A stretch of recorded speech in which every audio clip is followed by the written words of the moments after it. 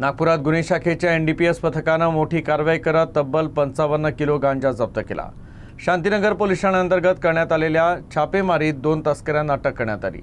पोलिसांच्या प्राथमिक तपासानुसार हा गांजा ओडिसामधून नागपुरात आणण्यात आला होता।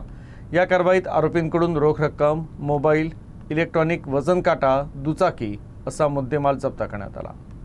गुप्त माहितीच्या आधारे गुन्हे शाखेच्या पथकानं नागपुरातील दही बाजारातील दलाल चौक परिसरातील एका शेडवर छापा टाकला। यावेळी सर्वप्रथम विना क्रमांकांच्या दुचाकींवर जाणाऱ्या शेख जावेद याला ताब्यात घेण्यात आलं। त्याच्या वाहनाच्या झडतीत गांजा आढळून आला। त्यानंतर पोलिसांनी संबंधित शेडला घेराव घालून मोहम्मद हारून रशीद पिंजारी यालाही अटक केली। शेडची झडती घेतली असता प्लास्टिकच्या 4 पोत्यांमध्ये ठेवलेला तब्बल 55 किलो गांजा जप्त करण्यात आला। या कारवाईत पोलिसांनी दोनही आरोपींकडून 3 मोबाईल फोन, इलेक्ट्रिक वजन काटा, एक दुचाकी आणि 1,35,000 रुपये रोख रक्कम, गांजा साठा असा एकूण 16,51,000 रुपयांचा मुद्देमाल जप्त करण्यात आला। हा गांजा ओडिशामधून नागपुरात विक्रीसाठी आणण्यात आल्याचं समोर आलं। या अंमली पदार्थ तस्करी रॅकेटमध्ये सहभागी असलेल्या इतर आरोपींचा शोध पोलिसांकडून सुरू असून प्रकरणाचा पुढील तपास सुरू आहे।